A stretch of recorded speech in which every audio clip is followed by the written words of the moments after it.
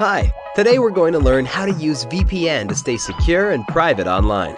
Wow, this is a tough job. Just kidding. When you use NordVPN, all it takes is just a single click. See for yourself. Click, and you're browsing securely on public Wi-Fi. Click, your ISP can't see what you do online. Click, and you're in a different country. Well, virtually. Any device you have there, NordVPN has you covered.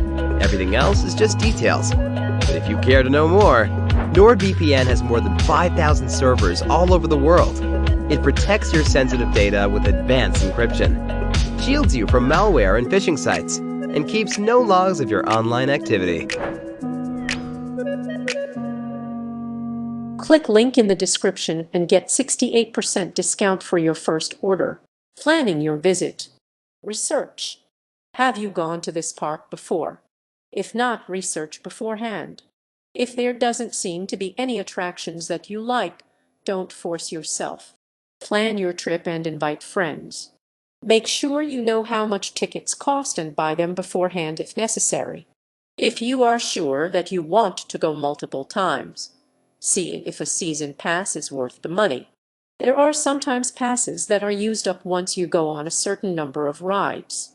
If you only want to ride a few, opt for these, but if not, make sure you are buying a pass that will let you ride all day. Stay on site if appropriate or nearby. If you're making a multi-day vacation of it, which is a good idea if you want to hit up the amusement park, staying on site or nearby will make it all much easier. Have a plan. While it may seem tempting, riding rides in whatever order you feel like can mean you travel from one end of the park to the other many more times than is necessary, and your feet will be very sore as a result. To avoid this, get a park map and use it. Ride things in order, or at least ride everything you want to go on in one specific area of the park before moving on to another. Have enough money on hand. Depending on how long you will be at the park, make plans for what you will eat. Keep in mind that park food is expensive. Have pills with you if you think you'll need them. If you have nausea but otherwise enjoy park rides, there should be nausea-relieving pills at your local drugstore or pharmacy. Take these beforehand. Unless you're sure that you won't be nauseous, it's best to have these with you. Dressing and carrying. Consider your attire. Dress lightly but take a jacket if you need to and take only what you need. If you take your own food, check the park permits this and make sure your amusement park offers storage first. Try to check the weather report for the area you're going visit. Dress accordingly for the weather. Try to avoid wearing dark-colored clothes such as black or dark gray if it is during summer. Wearing these colors could make you warmer and you may start sweating. Also, if you're going on the water rides, have a swimsuit on underneath your clothes. Wear good shoes. Flip-flops aren't really the best idea for an amusement park, especially rides that leave your feet dangling. Wear supportive sneakers or walking shoes. Don't wear loose clothing. If you want to wear a hat, always remember to put it in a secure pocket before going on a ride. Keep your wallet or purse secure. They can be easily lost in the hustle and bustle of an amusement park. Tie up long hair. Hair past shoulder length can easily get tangled on a windy ride.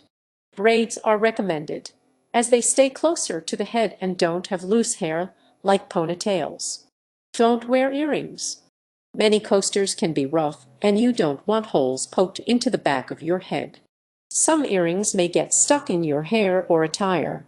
However, if you really want to wear earrings, wear non-dangling ones such as studs or pearls. Take plenty of sunscreen, especially in the summertime. Most of the ride lines will subject you to the elements, whatever they are.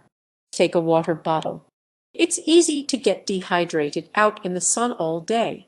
Don't take a ton of stuff.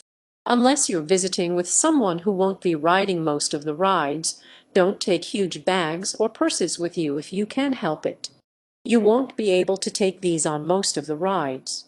You'll either have to leave them with a non-rider, pay for a locker, or stuff them into bins before getting onto a ride.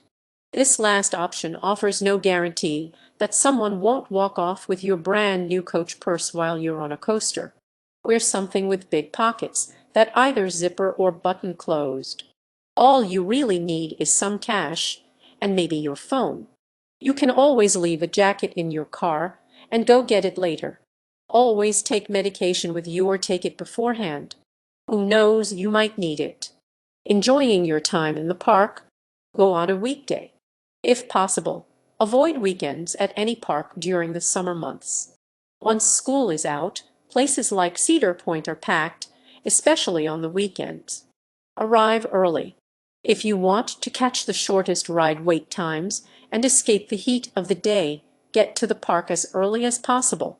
And people do arrive earlier so they can dash to their favorite rides as soon as possible. Pace yourself. Take a break from the coasters every once in a while, perhaps throwing in a train or gondola ride. These can also serve as great ways of getting around the park. Don't force people to go on a ride. Don't force yourself or a friend to go on a certain ride, especially if you or your friend does not fit the criteria for the ride. If you are too short, weigh too much, have medical conditions, or are pregnant, be careful about what rides you decide to go on. If you want to play games and buy souvenirs, wait until you and whoever is with you have had enough of the other attractions. By leaving it to the end, you won't have to be restricted by the giant stuffed animal you're carrying around.